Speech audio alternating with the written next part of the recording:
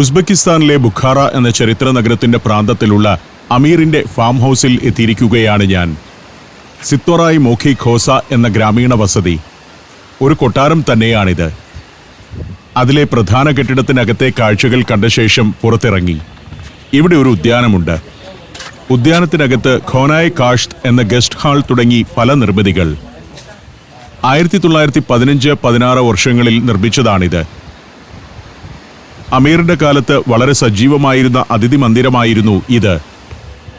അതിനകത്തേക്ക് കയറി ചെല്ലുന്ന ഭാഗമൊക്കെ അതിമനോഹരമായി പെയിന്റിങ്ങുകൾ കൊണ്ട് അലങ്കൃതമാണ്. പ്രത്യേകതയുള്ള മ്യൂറലുകൾ. അതിനായി സ്വർണവും ഉപയോഗിച്ചിരിക്കുന്നു. മറ്റു രാജ്യങ്ങളിൽ നിന്ന് കലാകാരന്മാരും ഡിപ്ലോമാറ്റുകളുമൊക്കെയായി നിരവധി അതിഥികൾ ഇവിടെ വന്ന് താമസിച്ചിരുന്നു. ഇതിനകത്ത് ഇപ്പോൾ സൂക്ഷിച്ചിരിക്കുന്നത് വസ്ത്രങ്ങളും ചെരുപ്പുകളുമൊക്കെയാണ്. അക്കാലത്ത് അമീറും പ്രമാണിമാരും ഉപയോഗിച്ചിരുന്ന ചെരുപ്പുകൾ, കലാപരമായി നെയ്തെടുത്ത ചിത്രപ്പണികളൊക്കെ ചെയ്ത പാദുകങ്ങൾ പല സീസണുകളിൽ ഉപയോഗിക്കാവുന്നവയാണ്. അകത്തെ മറ്റൊരു ഹാളിലേക്ക് ചെല്ലുമ്പോഴും വസ്ത്രങ്ങളുടെ പ്രദർശനമാണ് കാണുന്നത്. അതിനേക്കാൾ ആ കെട്ടിടത്തിന്റെ ഗാംഭീര്യമാണ് എന്നെ ആകർഷിക്കുന്നത്. 20-ാം നൂറ്റാണ്ടിന്റെ ആദ്യകാലത്ത് മധ്യേഷ്യയിലുണ്ടായിരുന്ന പ്രമുഖരായ വാസ്തുശില്പികളെയും കലാകാരന്മാരെയുമാണ് അമീർ സയ്യിദ് മിർ മുഹമ്മദ് അലീം ഖാൻ ഈ കൊട്ടാരത്തിന്റെ അലങ്കാരപ്പണികൾക്കായി ചുമതലപ്പെടുത്തിയത്. അക്കാലത്ത് റഷ്യയിൽ നിന്നുള്ള മാർഗുലീസ് സക്കോവിച്ച് എന്നീ 2 എഞ്ചിനീയർമാരും അമീറിന്റെ സഭയിലെ അംഗങ്ങളായിരുന്നു. അവരുടെ എല്ലാം കലാവിരുതും സാങ്കേതിക ജ്ഞാനവും ഇതിന്റെ നിർമ്മിതിക്ക് മുതൽക്കൂട്ടായി. ഇതൊക്കെ അമീറിന്റെയും മറ്റും വസ്ത്രങ്ങളായിരുന്നു. അക്കാലത്ത് വലിയ പ്രഭുക്കന്മാരും പ്രമാണിമാരുമൊക്കെ ധരിച്ചിരുന്ന വസ്ത്രങ്ങൾ സ്വർണം കൊണ്ട് എംബ്രോയിഡറി വർക്ക് ചെയ്ത വസ്ത്രങ്ങളാണ്. വെൽവെറ്റ് വസ്ത്രങ്ങൾ 19-ാം നൂറ്റാണ്ടിന്റെ മധ്യകാലത്ത് നെയ്ത വസ്ത്രങ്ങളാണിത്. അത്തരത്തിലുള്ള പല വസ്ത്രങ്ങളുണ്ട്. സ്ത്രീകളുടെയും പുരുഷന്മാരുടെയും വസ്ത്രങ്ങൾ. മേൽക്കൂരയിൽ അതിശയിപ്പിക്കുന്ന ചിത്രപ്പണികളാണ്. ചുമരുകളും മറ്റും സ്വർണം കൊണ്ട് അലങ്കരിച്ചിരിക്കുന്നു. അവിടെ നിന്ന് പുറത്തിറങ്ങുമ്പോൾ ഒരു മുന്തിരി പന്തലിലേക്കാണ് എത്തിയത്. ഇവിടെയും ധാരാളം ടൂറിസ്റ്റുകൾ എത്തുന്നുണ്ട്. ഇതൊരു പാതയാണ്, അമീറിന്റെ ഒരു അന്തഃപുരത്തിലേക്കുള്ള പാത. ഞങ്ങൾ ആ പാതയിലൂടെ അവിടം ലക്ഷ്യമാക്കി നടന്നു. മുഗളന്മാരുടെയും മുസ്ലിം ഭരണാധികാരികളുടെയും ഒക്കെ പ്രധാന കൊട്ടാരത്തിൽ നിന്ന് അല്പം മാറി അന്തഃപുരമുണ്ടാകും. ആ അന്തഃപുരത്തിലായിരിക്കും അമീർ അല്ലെങ്കിൽ ഭരണാധികാരി രാത്രിയിൽ തങ്ങുക. അവിടെയാണ് ഭാര്യമാരെയും വെപ്പാട്ടിമാരെയും താമസിപ്പിച്ചിരുന്നത്. സിത്തോറായ് മോഖി ഖോസ ഒരു ഫാം ഹൗസ് ആയതുകൊണ്ട് അന്തഃപുരവും ചെറുതാണ്. അതിനനുബന്ധമായി പുതിയ കാലത്ത് പണിത ചില നിർമ്മിതികളും കാണാം. ഇവിടെ ഒരു കലാകാരൻ നിൽക്കുന്നുണ്ട്. അദ്ദേഹത്തിന്റെ പെയിന്റിങ്ങുകളാണ് നിരത്തി വെച്ചിരിക്കുന്നത്. ഈ പെയിന്റിങ്ങുകളെല്ലാം വളരെ ചെറുതാണ്. സൂക്ഷ്മാംശത്തിൽ നല്ല പണി ചെയ്തിട്ടുമുണ്ട്. ഉസ്ബെക്കിസ്ഥാന്റെ പഴയ കാലഘട്ടത്തിന്റെ, അതായത് അമീർ തിമൂറിന്റെ ഒക്കെ കാലത്തെ ജീവിതം പ്രതിഫലിപ്പിക്കുന്ന ചിത്രങ്ങളാണ്. റസൂൽ എന്നാണ് ഈ ആർട്ടിസ്റ്റിന്റെ പേര്. ചിത്രങ്ങളെക്കുറിച്ച് റസൂൽ വിവരിച്ചു തന്നു. റൂമി, മുല്ലാ നസറുദ്ദീൻ എന്നിങ്ങനെ ആ കാലഘട്ടത്തിലെ പ്രശസ്തമായ ഇസ്ലാമിക കലാകാരന്മാരുടെയും സാഹിത്യകാരന്മാരുടെയും സാംസ്കാരിക നായകന്മാരുടെയും ഒക്കെ ജീവിതവുമായി ബന്ധപ്പെട്ട പെയിന്റിങ്ങുകളാണ്. ഇത് ഇദ്ദേഹം വരച്ചതാണെന്നൊക്കെയാണ് ഞങ്ങളോട് പറഞ്ഞത്. എന്നാൽ പിന്നീട് വേറൊരിടത്ത് വെച്ച് ഇതേ പെയിന്റിങ്ങുകൾ ഒരു ഹോട്ടലിന്റെ ലോബിയിൽ പ്രദർശിപ്പിച്ചിരിക്കുന്നത് ഞങ്ങൾ കണ്ടിരുന്നു. ഇത് ഇവിടെ വെച്ച് തന്നെ പെയിന്റ് ചെയ്തതാണെന്ന മട്ടിൽ വാട്ടർ കളറും ബ്രഷും ഒക്കെ വെച്ചിട്ടുണ്ട്. രാകേഷ് അയാളുടെ ഫോൺ നമ്പറൊക്കെ വാങ്ങി. എന്തിനാണെന്നറിയില്ല. ഞങ്ങൾ അവിടെ നിന്നും ഇറങ്ങി. സമയം 2:30 കഴിഞ്ഞിരിക്കുന്നു.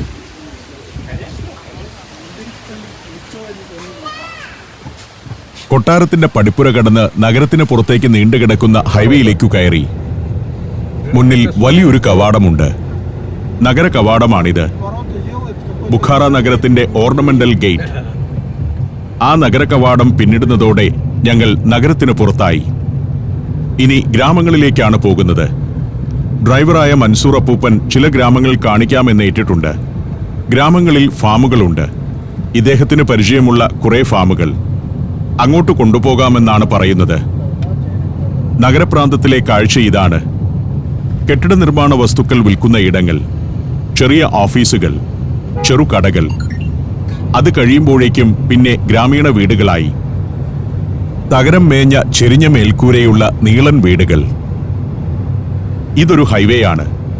ഹൈവേയുടെ സൈഡിൽ പണ്ടത്തെ രീതിയിലുള്ള നീളൻ കെട്ടിടങ്ങൾ. ഇതെല്ലാം വീടുകളാണ്. അതിനിടയ്ക്ക് തന്നെ ചില കച്ചവട സ്ഥലങ്ങൾ, കാർപ്പറ്റ് ഉണ്ടാക്കുന്ന കേന്ദ്രങ്ങൾ, ചില വർക്ക്ഷോപ്പുകൾ എന്നിവയൊക്കെയുണ്ട്. ഞങ്ങൾക്കെല്ലാവർക്കും വിശപ്പ് തുടങ്ങിയിരിക്കുന്നു. ഭക്ഷണം കഴിക്കണം. ഇപ്പോൾ റോമിത്താൻ എന്ന ഒരു പ്രൊവിൻസിലേക്ക് കയറുകയാണ്. ഇവിടെയൊന്നും റെസ്റ്റോറന്റുകൾ കാണുന്നില്ല. ഗ്രാമത്തിൽ ചെന്നാൽ ഭക്ഷണം കിട്ടുമെന്നാണ് മൻസൂർ പറയുന്നത്. എന്നാൽ പിന്നെ തനത് ഗ്രാമീണ വിഭവങ്ങളാകാമെന്ന് ഞങ്ങളും കരുതി.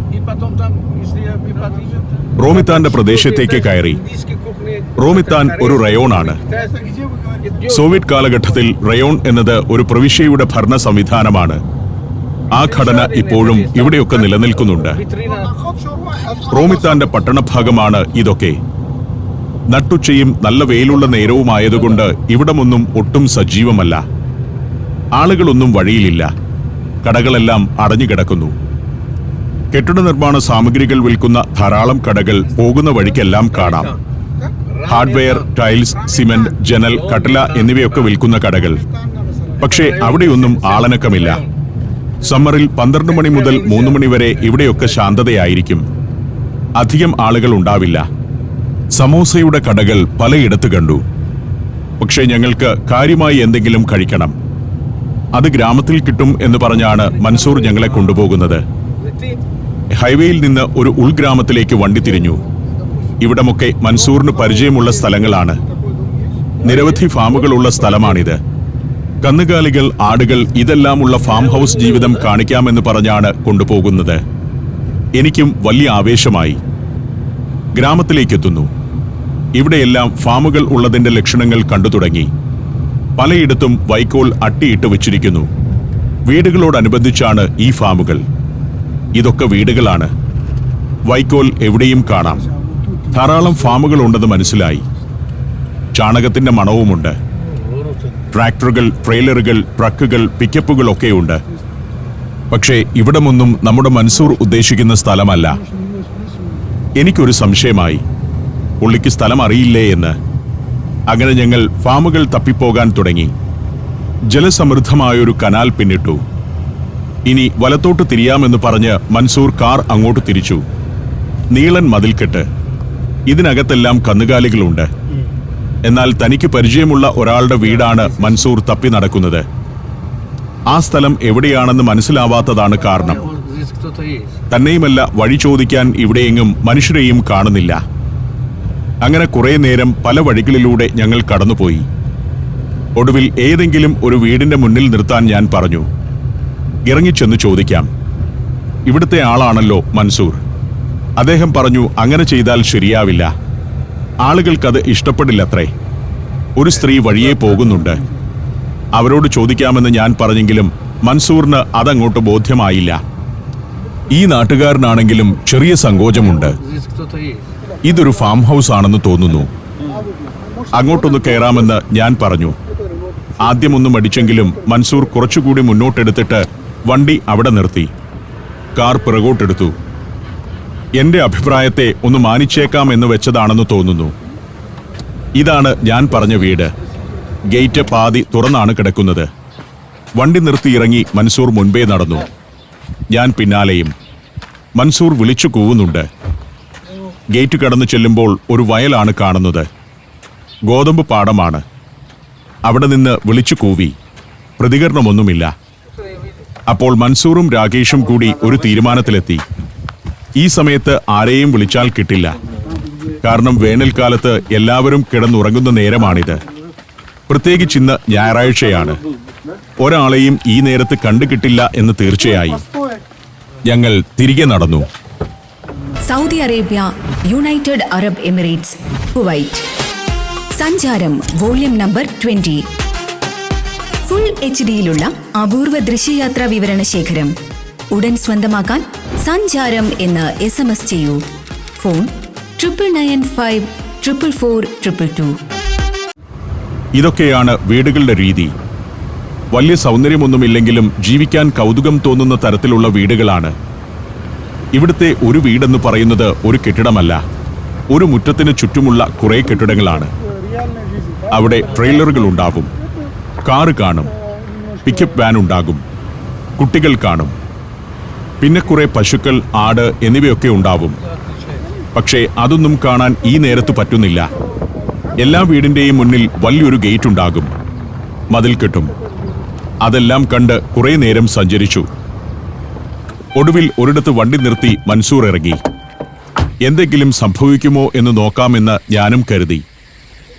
അവിടെ ആളനക്കം കണ്ടിട്ട് ചെന്നതാണ്. മൻസൂർ ചെന്ന് അയാളോട് അനുവാദമൊക്കെ ചോദിച്ചു. പക്ഷേ അകത്ത് കയറാൻ അനുമതി കിട്ടിയില്ല. ഇവർ പണിക്കാരാണ്, ഉടമസ്ഥൻ സ്ഥലത്തില്ല. രാകേഷും ഇറങ്ങിച്ചെന്നു. അപ്പോഴേക്കും വേറെ 1-2 പേരും കൂടിയെത്തി. അവർ പറഞ്ഞു, ഞങ്ങളൊക്കെ ഇവിടുത്തെ ജോലിക്കാരാണ്. ഉടമസ്ഥൻ ടൗണിൽ എവിടെയോ ആണുള്ളത്. അദ്ദേഹത്തോട് ചോദിക്കാതെ ഫാമിൽ കയറ്റാനാവില്ല. ഒരു സ്ത്രീയും 2-3 പുരുഷന്മാരുമുണ്ട്. എന്നാൽ പിന്നെ വേണ്ട, നമുക്ക് വേറെ ഏതെങ്കിലും ഇടം നോക്കാം എന്ന് തീരുമാനിച്ച് അവരോട് യാത്ര പറഞ്ഞു. കലക്കവെള്ളം നിറഞ്ഞൊഴുകുന്ന ഒരു കനാലുണ്ട് ഇവിടെ. അതിന്റെ അക്കരെ കുറച്ചുകൂടി ഭേദപ്പെട്ട വീടുകളും കാണാം. ഞാൻ അതിലൂടെ ചുമ്മാതൊന്ന് നടക്കാമെന്ന് വിചാരിച്ചു. ഇവിടെ വേറൊരു വീടുണ്ട്. വീടിന്റെ രൂപത്തോട് ചേരാത്ത മട്ടിലുള്ള സുന്ദരമായൊരു ഗേറ്റ്. അകത്ത് 1-2 ആളുകളൊക്കെ ഉണ്ട്. പക്ഷേ അവരുടെ നേരെ ക്യാമറ തിരിക്കാൻ പറ്റാത്തതുകൊണ്ട് ഞാൻ മടങ്ങി. ആകെ ഒരു നിരാശയായി. കാരണം ബുഖാറ പ്രദേശത്തെ മനുഷ്യരെയോ അവരുടെ ജീവിതമോ ഒന്നും കാണാനോ പരിചയപ്പെടാനോ പറ്റിയില്ല. വീണ്ടും കനാലിനെ ക്രോസ് ചെയ്ത് പോവുകയാണ്. അപ്പോഴേക്കും നേരം 4 മണിയാകാറായി. നല്ല വിശപ്പുണ്ട്. മൻസൂറിനും ആകെ നിരാശയായെന്ന് തോന്നുന്നു. വലിയ വാഗ്ദാനമൊക്കെ നൽകി കൊണ്ടുപോയിട്ട് ഒരു വീടിനകത്തും കയറാൻ പറ്റിയില്ലല്ലോ. അപ്പോൾ വിഷയമൊന്ന് മാറ്റാനായി ഞാൻ പറഞ്ഞു, നമുക്ക് ഭക്ഷണം കഴിച്ചേക്കാം. ഭക്ഷണം കഴിക്കുന്നത് എനിക്ക് ഷൂട്ട് ചെയ്യുകയുമാവാം. അപ്പോൾ എന്തു ഭക്ഷണമാണ് വേണ്ടത് എന്നായി മൻസൂർ. ഷഷ്ലിക്കി ആകട്ടെ എന്ന് ഞാൻ പറഞ്ഞു. കനലിൽ ചുട്ടെടുക്കുന്ന ഇറച്ചിയൊക്കെയുള്ള ഒരു ഭക്ഷണമാണ് ഷഷ്ലിക്കി. ഇന്നാട്ടുകാരുടെ ഒരു വിശേഷപ്പെട്ട വിഭവം. ഷഷ്ലിക്കിയും പിന്നെ ഒരു സൂപ്പുമുണ്ട്. നൊക്കത്ത് ഷുറാഖ് എന്നാണ് ആ സൂപ്പ് അറിയപ്പെടുന്നത്. ട്രഡീഷണലി ഈ നാട്ടുകാരുടെ സൂപ്പാണ്. ഈ വണ്ടിക്കകത്ത് ഇടയ്ക്ക് ഒരു മുന്നറിയിപ്പ് കേൾക്കാം. റോഡിൽ പലയിടത്തും റഡാർ ക്യാമറയുണ്ട്. അത് സെൻസ് ചെയ്യുന്ന സംവിധാനം മൻസൂറിന്റെ കാറിലുമുണ്ട്. ക്യാമറയുണ്ട്, സൂക്ഷിച്ചു പോകണമെന്ന്. ഇവിടെ ഒരു ചന്ത കണ്ടു. അവിടെ കയറിയാലോ എന്ന് ഞാൻ ചോദിച്ചു. അവിടെ ഒരു റെസ്റ്റോറന്റുമുണ്ട്. കയറിയേക്കാമെന്നായി മൻസൂർ. അങ്ങോട്ട് കയറാൻ നിൽക്കുമ്പോൾ ഇറങ്ങി വരുന്ന ലാദാ കാറുകൾ ചരക്കു ലോറി പോലെയാണ് പോകുന്നത്. അലമാരിയോ പെട്ടിയോ ഫർണിച്ചറോ ചുമന്നുകൊണ്ടു പോകുന്നു. അങ്ങനെ ഞങ്ങൾ ചന്തയ്ക്കകത്തോട്ട് കയറി. വലിയൊരു മാർക്കറ്റ് ഏരിയയാണ്. ലാദാ കാറുകളാണ് എവിടെയും. ഇപ്പോൾ ഇവിടെ ചരക്ക് കൊണ്ടുപോകുന്നത് ലാദാ കാറിലാണെന്ന് മനസ്സിലായി. അതിന്റെ മുകളിൽ കൂറ്റൻ കാരിയർ, വലിയ അലമാരിയൊക്കെ കൊണ്ടുപോകാം അതിൽ. ഇവിടെയാണ് റെസ്റ്റോറന്റ്. ഉസ്ബെക്കിസ്ഥാനിൽ അധികം വഴിയോര റെസ്റ്റോറന്റുകൾ കാണുന്നില്ല. സംസ എന്നൊക്കെ പറഞ്ഞ് ലഘുഭക്ഷണം വിൽക്കുന്ന ചെറിയ കടകളേ ഉള്ളൂ. പക്ഷേ ഇവിടെ ഈ മാർക്കറ്റിലുള്ളത് ഷഷ്ലിക്കി ഉണ്ടാക്കുന്ന റെസ്റ്റോറന്റാണ്. മൻസൂർ ആദ്യമേ ഇറങ്ങിച്ചെന്നു. അന്തരീക്ഷത്തിൽ നല്ല മണം, ഇറച്ചി മുരിയുന്നതിന്റെ മണമാണ്. പലതരം മാംസവിഭവങ്ങൾ വെച്ചിട്ടുണ്ട് ഇവിടെ. വറുത്തതുണ്ട്, ഗ്രില്ല് ചെയ്തതുണ്ട്. ഇതാ ഇവിടെ ഒരു പയ്യൻ. ഇവന്റെ പേര് ഏലിയോവ് എന്നാണ്. മിടുക്കൻ പയ്യൻ. ഏലിയോവിനെ പരിചയപ്പെട്ടു. അവന് ഇംഗ്ലീഷ് അറിയാം. കടക്കാരൊക്കെ വളരെ ഫ്രണ്ട്ലിയാണ്. അപ്പുറം കുറച്ച് ചെറുപ്പക്കാർ തണ്ണീർമത്തനൊക്കെ തിന്ന് അങ്ങനെ ഇരിക്കുകയായിരുന്നു. അവർ തിന്നുകൊണ്ടിരുന്നതിന്റെ ഒരു കഷ്ണം കൊണ്ടുവന്ന് ഞങ്ങൾക്കും തന്നു. വളരെ ഫ്രണ്ട്ലിയാണ് ഇന്നാട്ടുകാർ. തണ്ണിമത്തൻ തിന്ന് കുറച്ചുപേർ ഇരിപ്പുണ്ട്. മാംസം പല രീതിയിൽ ഗ്രില്ല് ചെയ്ത് വച്ചിരിക്കുന്നു. ഇവിടെ ഒരാൾ കബാബ് ഉണ്ടാക്കുകയാണ്. ഇറച്ചി അരച്ച് ഒരു കമ്പിൽ ഉരുട്ടിപ്പിടിപ്പിച്ച് ചുട്ടെടുക്കുന്നതാണ് കബാബ്. എന്നാൽ ഇറച്ചി കഷ്ണം അതുപടി സ്റ്റീൽ കമ്പിയിൽ കോർത്തെടുത്ത് ചുട്ടെടുക്കുന്നത് ഷഷ്ലിക്കി. ഷഷ്ലിക്കി ഏതാണുള്ളതെന്ന് ഞങ്ങൾ ചോദിച്ചു. മട്ടനുണ്ട്, ബീഫുണ്ട്, ചിക്കനുണ്ട്. ഇത് മൂന്നുമാണ് പ്രധാനമായിട്ടും ഇവിടെ ഗ്രില്ല് ചെയ്യുന്നത്. ഇപ്പോൾ പെട്ടെന്ന് കിട്ടുന്നത് ഏതാണ് എന്നായി ഞങ്ങൾ. മട്ടൺ ഷഷ്ലിക്കി ഉണ്ടാക്കിത്തരാമെന്ന് കടക്കാരൻ പറഞ്ഞു. അങ്ങനെ 3 പേർക്ക് ആടിന്റെ ഷഷ്ലിക്കി ഞങ്ങൾ ഓർഡർ ചെയ്തു. കബാബ് വേണമോ ഷഷ്ലിക്കി വേണമോ എന്നാണ് ചോദ്യം. ഷഷ്ലിക്കി തന്നെ മതിയെന്ന് ഞങ്ങൾ ഉറപ്പിച്ചു. ചിക്കനുമുണ്ട് ഇവിടെ. ഇത് ചിക്കൻ ഗ്രില്ല് ചെയ്തതാണ്. വേറെയും കുറേ സാധനങ്ങൾ. ഫ്രൈഡ് ചിക്കനുണ്ട്. നമ്മുടെ പഴംപൊരി പോലെയുണ്ടത്. ചിക്കന്റെ പല വകഭേദങ്ങൾ. അതുകൂടാതെ ചിക്കൻ മുഴുവനോടെ ഫ്രൈ ചെയ്തതുണ്ട്. ഒരു കോഴിയെ അതേപടി പൊരിച്ചിരിക്കുന്നു. അവരങ്ങനെ തവളയെപ്പോലെ കിടക്കുകയാണ്. വൈകുന്നേരം 5 മണി കഴിയുമ്പോഴേക്കും ചന്തയിൽ ധാരാളം ആളുകൾ വരും. അവർക്ക് വേണ്ടി ഇപ്പോഴേ തന്നെ ഗ്രില്ല് ചെയ്ത് വെക്കുകയാണ്. വൈകുന്നേരത്തെ ഭക്ഷണത്തിന്റെ സമയം തുടങ്ങാൻ പോവുകയാണല്ലോ. ഞങ്ങൾ ഷഷ്ലിക്ക് തന്നെ ഉണ്ടാക്കാൻ പറഞ്ഞു. ഞങ്ങൾക്കുള്ളതും വേറെ ചുട്ടുവെക്കാനുള്ളതും കൂടി മൊരിച്ചു തുടങ്ങി. അടിയിൽ കനലാണ്. ഇടയ്ക്കിടയ്ക്ക് ഇങ്ങനെ വീശിക്കൊടുക്കണം. പയ്യെ പയ്യെ മാത്രമേ മൊരിയുകയുള്ളൂ. ഇദ്ദേഹമാണ് കടക്കാരനും പാചകക്കാരനുമൊക്കെ. ഞങ്ങൾക്കുള്ളത് മൊരിഞ്ഞു വരുന്നതുവരെ ഞങ്ങൾ വട്ടത്തിലിരുന്ന് കടക്കാരനുമായി വിശേഷങ്ങൾ പറഞ്ഞു. മൻസൂറും രാകേഷും അവരുമായി കഥ പറഞ്ഞിരുന്നു. ഞാൻ ഭാഷ മനസ്സിലാകാതെ അന്തം വിട്ടങ്ങനെ ഇരിക്കുകയാണ്. റെസ്റ്റോറന്റ് അകത്തു നിന്നും ഭക്ഷണം കഴിക്കാം. ഞങ്ങൾ അകത്തെ മുറിയിലേക്ക് ചെന്നു. അവിടെ ഒരു മേശ ഞങ്ങൾക്കായി ഒരുക്കി. ആദ്യം നല്ല കട്ടൻ ചായ വന്നു. മധുരമില്ലാത്ത കട്ടൻ ചായ. നമ്മൾ വെള്ളം കുടിക്കുന്നത് പോലെ ഇവർ ഇതിങ്ങനെ കുടിച്ചുകൊണ്ടിരിക്കും. ബ്രെഡും ഒരു പാത്രത്തിൽ കൊണ്ടുവന്ന് വെച്ചു. ഒരു ബ്രെഡിന്റെ പകുതി. അത് യഥേഷ്ടം കൊണ്ടുവരും. ബ്രെഡിന് പ്രത്യേകം പണം നൽകേണ്ട. ഷഷ്ലിക്കിയും കബാബും ഒക്കെ വാങ്ങുമ്പോൾ ബ്രെഡും കിട്ടും. പിന്നാലെ സൂപ്പ് എത്തി. ഇത് ഞാൻ പ്രത്യേകം പറഞ്ഞു വരുത്തിയ സാധനമാണ്. നൊക്കത്ത് ഷുറാക്ക് എന്ന സൂപ്പ്. ഇത് ഇവരുടെ ട്രഡീഷണൽ സൂപ്പാണ്. വേനൽക്കാലത്ത് ആളുകൾ ഇത് അധികം കുടിക്കാറില്ലെങ്കിലും വിന്ററിൽ ഐസ് മൂടുന്നൊരു കാലത്ത് ഈ സൂപ്പാണ് ഇവരുടെ ജീവൻ പിടിച്ചു നിർത്തുന്നത് എന്ന് പറയാം. ഇതിൽ കടലയുണ്ട്, ഉരുളക്കിഴങ്ങുണ്ട്, പിന്നെ മാംസകഷ്ണവും. മൻസൂർ കുറച്ച് കുരുമുളക് പൊടിയും ഉപ്പുമൊക്കെ വീണ്ടും ചേർത്തു. നൊക്കത്ത് എന്നാൽ വലിയ കടലയാണ്. 12 മണിക്കൂറോളം കുതിർത്തെടുത്ത കടല ഇറച്ചിയോടൊപ്പമിട്ട് നന്നായി തിളപ്പിച്ച് കുറുക്കിയാണ് ഈ സൂപ്പ് ഉണ്ടാക്കുന്നത്. അതിൽ ഉരുളക്കിഴങ്ങ്, ഉള്ളി, തക്കാളി, ക്യാരറ്റ് തുടങ്ങിയ പച്ചക്കറികളും കുരുമുളക്, ജീരകം, മറ്റു സുഗന്ധവ്യഞ്ജനങ്ങൾ എന്നിവയൊക്കെ ചേർക്കും. അതിനകത്ത് ഇറച്ചി വലിയ കഷ്ണമായിട്ടാണ് കിടക്കുക. 2-3 കഷ്ണം ഇറച്ചി കാണും ഒരു സൂപ്പിനകത്ത്. ഇവർ സൂപ്പ് കുടിക്കുന്നത് ഒരു പ്രത്യേക രീതിയിലാണ്. സൂപ്പ് വെറുതെ അങ്ങ് കുടിക്കുകയല്ല. ഈ സൂപ്പിന്റെ കൂടെ ബ്രെഡ് കിട്ടുമല്ലോ. ബ്രെഡ് സൂപ്പിനകത്ത് ഇങ്ങനെ മുക്കിയാണ് കഴിക്കുക. സത്യത്തിൽ സൂപ്പും ബ്രെഡും കൂടി കഴിച്ചു കഴിയുമ്പോൾ തന്നെ നമ്മുടെ വയറു നിറയും. ഉസ്ബെക്കുകാർ 3-4 നേരം കഴിക്കുന്നതാണ് നൊക്കത്ത് ഷുറാക്ക് എന്ന സൂപ്പ്. കുറച്ചുകൂടി പണം മുടക്കുന്നവരാണ് ഷഷ്ലിക്കിയൊക്കെ കഴിക്കുന്നത്. സൂപ്പ് ഇവരുടെ ഒരു ജനകീയ ഭക്ഷണമാണ്. സൂപ്പും ബ്രെഡും. ഏതെങ്കിലും വീട്ടിൽ നമ്മൾ അതിഥിയായി ചെന്നാലും ഈ സൂപ്പും ബ്രെഡും ആദ്യം എടുത്തു തരും. തണുപ്പ് കാലത്താണെങ്കിൽ പ്രത്യേകിച്ചും. സൂപ്പ് കഴിക്കുന്നതോടുകൂടി നമ്മളൊന്ന് ചൂടാകും. ബ്രെഡ് പ്രത്യേകം ആവശ്യപ്പെടേണ്ട. അത് യഥേഷ്ടം ഇവർ കൊണ്ടുവന്നുകൊണ്ടിരിക്കും. അപ്പോഴേക്കും ഷഷ്ലിക്ക് റെഡിയായി. ഇറച്ചിയും നെയ്ക്കട്ടയും ഇടവിട്ടിടവിട്ടാണ് കമ്പിയിൽ കോർത്തെടുക്കുക. ഈ നെയ്ക്കട്ടയ്ക്ക് നല്ല ടേസ്റ്റാണ്. വീണ്ടും ബ്രെഡ് വന്നുകൊണ്ടിരുന്നു. വട്ടത്തിലുള്ള ബ്രെഡ് മുറിച്ച് യഥേഷ്ടം തന്നുകൊണ്ടിരിക്കുന്നു. രുചികരമായ ബ്രെഡാണത്. മൻസൂർ ഈ ബ്രെഡ് കുറച്ച് വാങ്ങിക്കൊണ്ടു പോകുന്നതിനെ കുറിച്ചാണ് പറയുന്നത്. ടൗണിൽ ഇത്ര നല്ലത് കിട്ടില്ല എന്നൊക്കെ പറയുന്നു. ഷഷ്ലിക്ക് ഞങ്ങൾ 3 പേരും എടുത്തു. ശരിക്കും പറഞ്ഞാൽ സൂപ്പ് കഴിച്ചപ്പോഴേക്കും വയറു നിറഞ്ഞിരുന്നു. ഷഷ്ലിക്ക് കോലിൽ നിന്ന് ഊരിയെടുത്ത് വെറുതെ അങ്ങ് തിന്നുകയല്ല. ബ്രെഡിനെ ഇങ്ങനെ മുറിച്ചു മുറിച്ചു വെക്കും. കൈകൊണ്ട് വലിച്ചു കീറി പ്ലേറ്റിൽ വെക്കുകയാണ്. എന്നിട്ടാണ് ആവശ്യം പോലെ ഓരോരുത്തരും എടുക്കുക. അതിനുള്ള പാത്രം എല്ലാ മേശയിലും വെച്ചിട്ടുണ്ടാവും. മൻസൂറിന് വേറൊരു സാധനം കൂടി വേണം. ടൊമാറ്റോ കെച്ചപ്പോ സോസോ ഉണ്ടോ എന്ന് ചോദിച്ചു. അതും കൊണ്ടുവരാമെന്ന് കടക്കാരൻ പറഞ്ഞു. ഞങ്ങൾ ഭക്ഷണം ആസ്വദിച്ചു കഴിച്ചു. 4 മണി കഴിഞ്ഞാണ് ഉച്ചഭക്ഷണം കഴിക്കുന്നത്. നല്ല വിശപ്പുണ്ടായിരുന്നു. ഷഷ്ലിക്ക് നല്ലതാണ്. അടിപൊളി. ഞാൻ കുറേ കാലമായി ഷഷ്ലി കഴിച്ചിട്ട് നല്ല ടേസ്റ്റ്. പൊതുവെ കിട്ടുന്നതിനേക്കാൾ ടേസ്റ്റി സാധനമാണെന്ന് രാകേഷ് സർട്ടിഫൈ ചെയ്തു. ഷഷ്ലിക്കിയും ബ്രെഡ് കൂട്ടിയാണ് കമ്പിൽ നിന്ന് ഊരിയെടുക്കുന്നത്. എന്നിട്ട് രണ്ടും കൂടി ഒരു പിടുത്തമുണ്ട്. നല്ല സോഫ്റ്റാണ് മട്ടൺ. ഇപ്പോൾ നമ്മൾ കഴിച്ചതാണ് ഇവർ സാധാരണ നാട്ടിൻപുറത്ത് കഴിക്കുന്ന ഭക്ഷണം.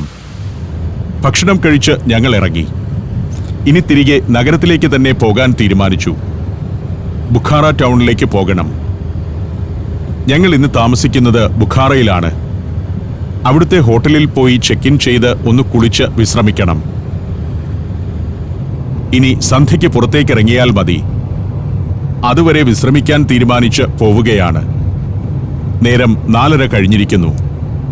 ഇനി ഒരു 7 മണിയാകുമ്പോഴേക്കും നഗരത്തിലേക്ക് ഇറങ്ങിയാൽ മതി. അപ്പോഴേക്കും നഗരം വേറൊരു നിറത്തിലേക്ക് മാറിയിട്ടുണ്ടാകും. ആ ബുഖാറയെ ഒന്ന് കാണണം.